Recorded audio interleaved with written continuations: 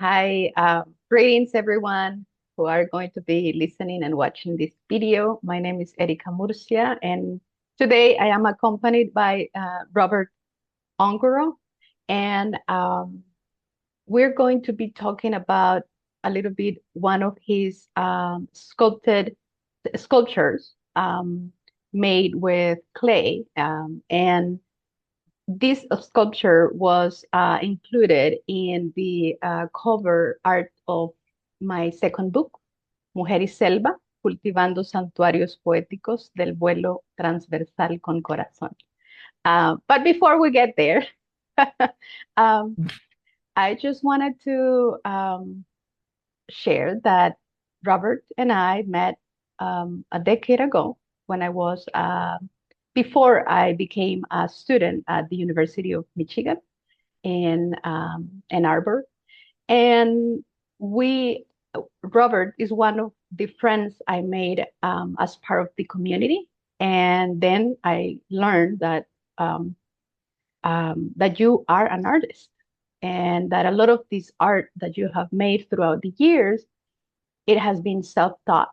Um, and that really inspired me, but also it was in Spanish, I would say impresionante. I would be like, wow, you taught yourself how to work with these different tools. And so anything that has to do with craft, for me is really exciting. And I would like to know, you know, what is it that um, when that started for you, this Mhm. interest in just making things with your hand, and then whatever you want to share related to the evolution of that art, that craft.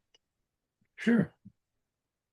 Um, I I was very young as a child. I always liked playing with clay or wood. Basically, it started with wood. I enjoyed carving. Um, as a child, to me, that was very satisfying. It when I completed the piece, there was something to look at. I felt like I had accomplished something.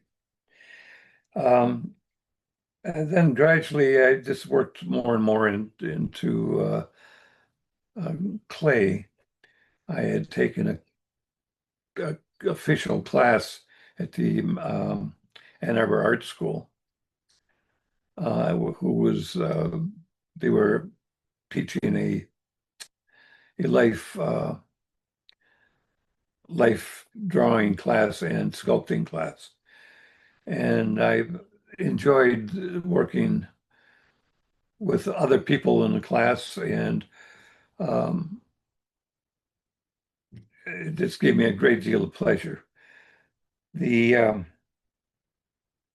little later on, I ended up being the teacher in the class, um, which was really interesting, and it had an interesting experience.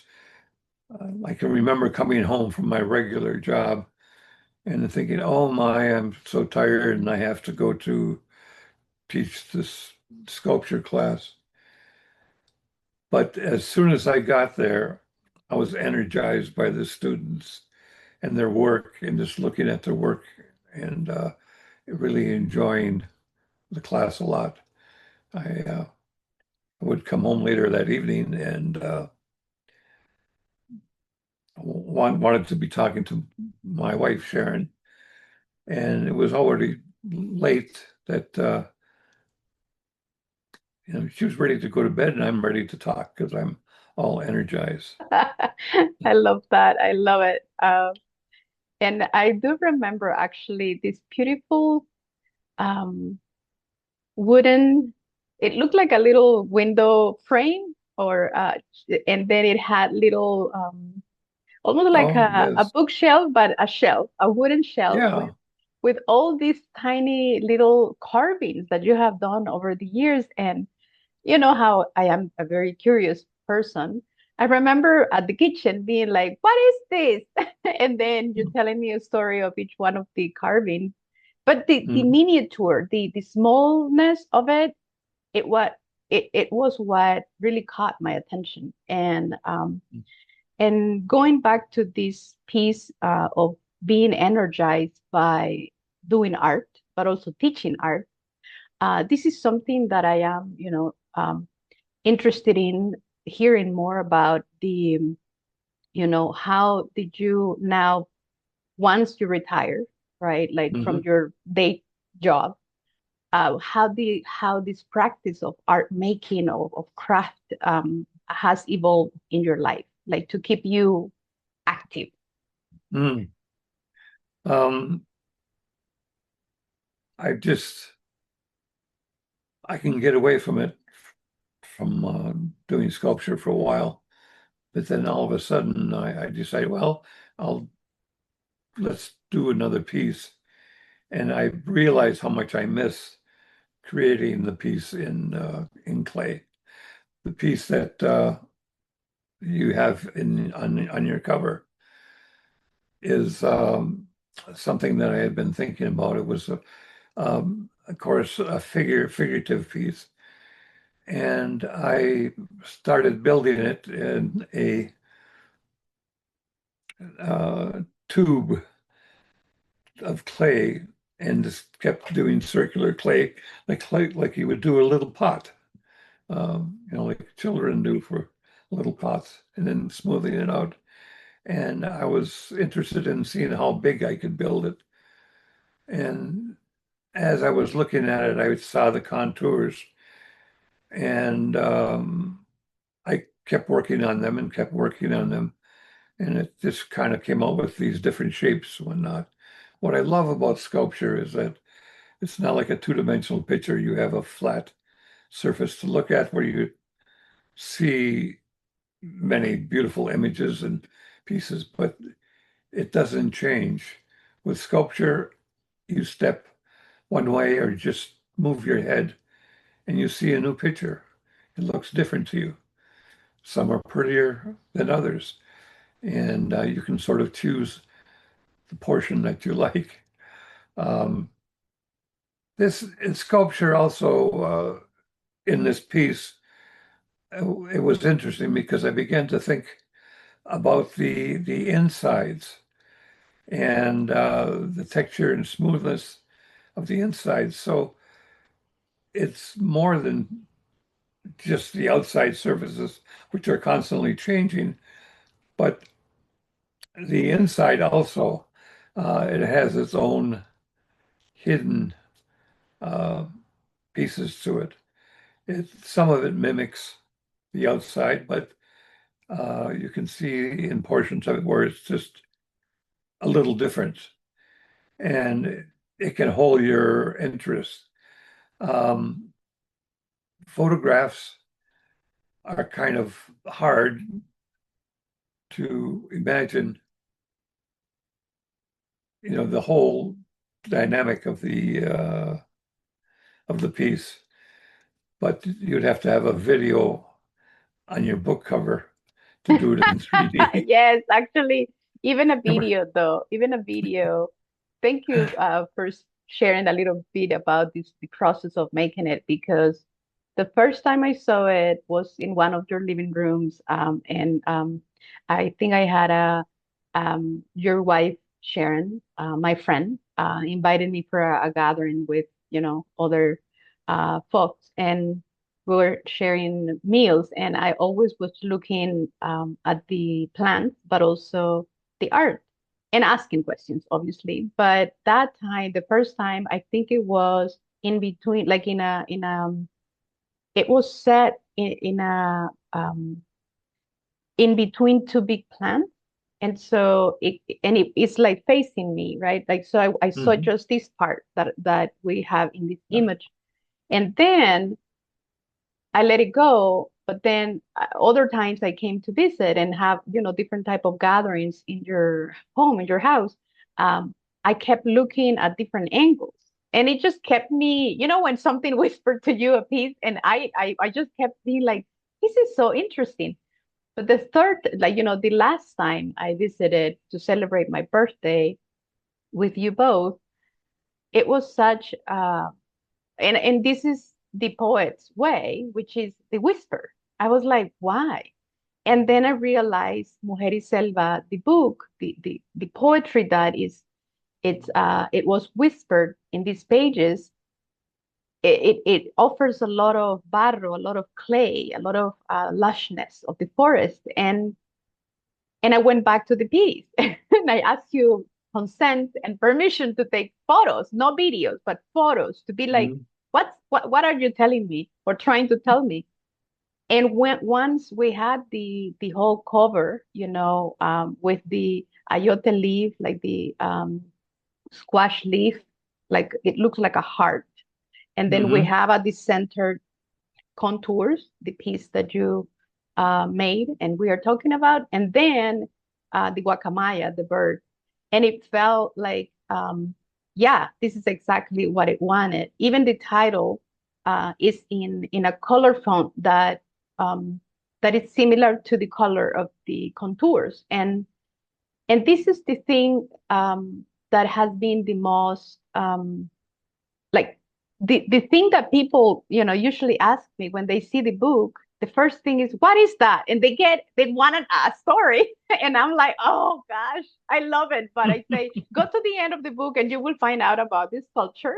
And also who is my friend, and also about a little bit about the piece. But it is, for me, it's an experience, like what Mhm. you offer, for me as a viewer, as a person who can now enjoy this piece that you created.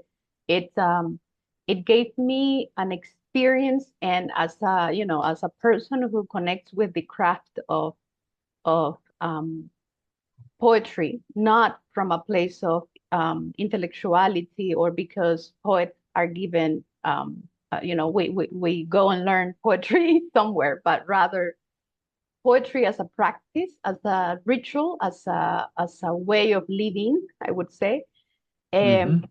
I felt a powerful connection with your craft, with your art, with the way you express and create art, because it's profound, it has its depth, um, and sometimes, well, I have a lot of words, as you can tell, but we don't need words. Like, we don't need Robert to be telling us everything about what he was feeling and going through and thinking, or being into this, like as you were breathing care into creating this piece.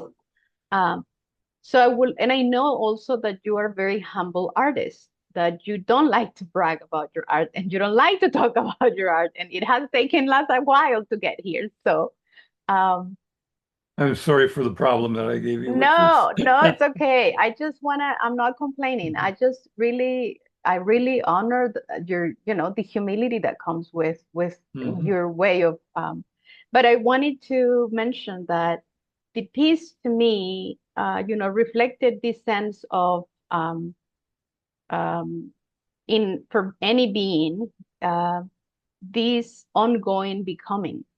We're always whole in our imperfections, but we're always recreating ourselves, always becoming something new.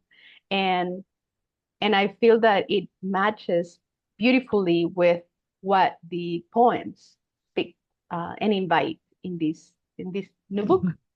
Um, and I don't know if you would like to, to talk also that you have done other types of sculpting, like a sculpture, sorry. It's a very hard word in English for me. That's But you have done medals, you have done also other mhm. types of art. Mhm. Yeah. I've also done medallions and whatnot for different occasions. I belong to a medallion society, which isn't a big, it's a small organization here, but it's affiliated with an international Mm, uh, company that group that every 2 years they have an international show, and from each country has the right to submit their medals. So when you make a medal, you go to my organization here in the States, and they'll select a set of medals that they want to show at the international show. I've had a couple that have been in international shows, which is, a privilege. Going back to the other piece of the piece that's on the cover of your book, it's the contours to me are very important. They always have been, even as a child. I like to see things moving and flowing gently in one way to another and making the transitions nice and smooth. And I've always felt that with the transitions from one form to another, that was sort of my goal. And of course, being an artist, and I don't think you're ever totally satisfied with it. And I look at pieces and I keep thinking that, oh, I should have changed this over here. And it wouldn't really make a difference in the total picture. Everybody should just look at it and draw their own conclusions, what they like about it and what they don't like. And it can be part of your story. That piece is just present for your observation and interpretation. I don't like to say, oh, this is a particular thing. I don't want to direct your thoughts to one piece or another. Occasionally, there's different pieces of art that I've done that I do want to do that. But this one that Erika picked was definitely probably one of the most free flowing, and I can understand why Erika uh, grabbed onto this, why you enjoyed this, because it does let your imagination go and create images or things or stories in your head.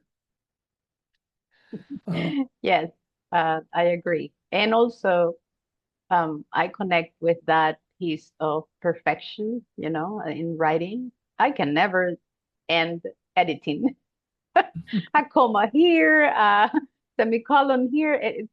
Even when I'm reading now the poems, there is still like, a mistake. Like, let's say that there was one little, there are errors. And now what I tell myself, because I'm really trying to break through this pattern of perfectionism, is um, that I'm a human, and part of being a human is to make mistakes, and also that makes me different than from a machine that doesn't have a heart.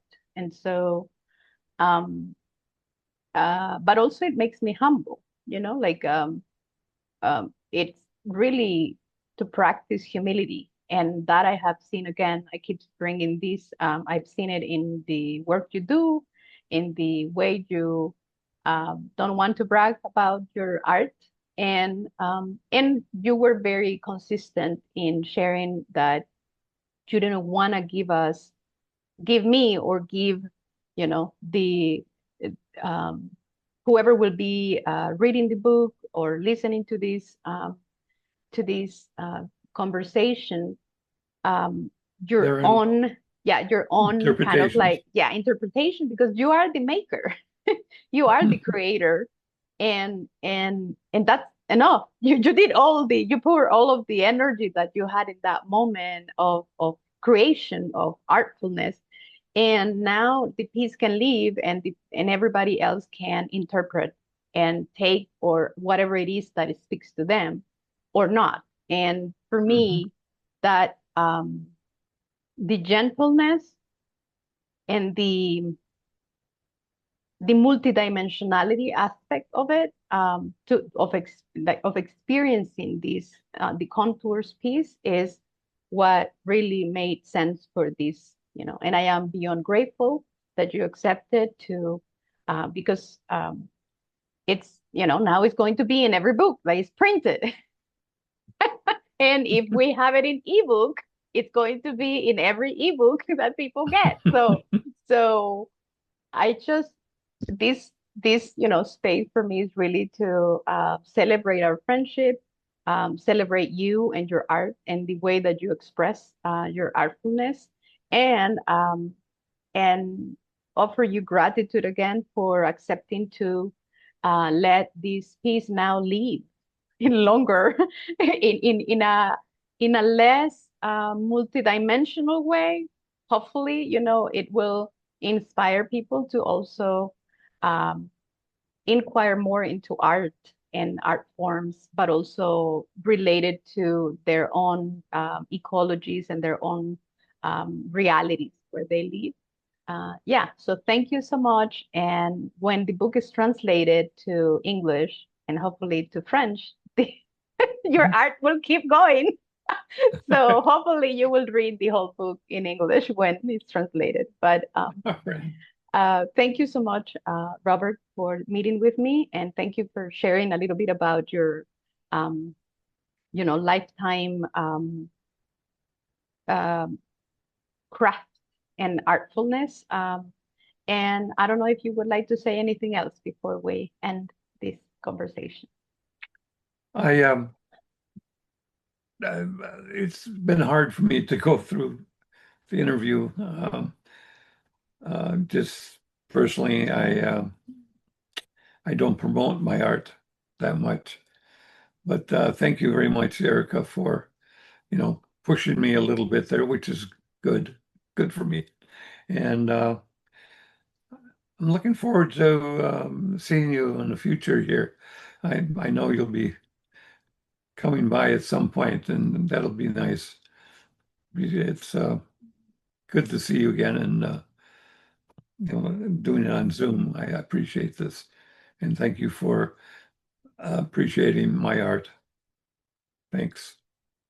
Thank you. Yes, we will celebrate, hopefully with a little bit of, cacao, coffee, or wine, this accomplishment. And thank you for being an inspiration and for being my friend over the years. Okay. Have a great Likewise. day.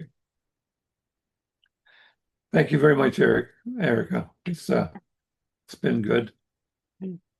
Take care. Take care.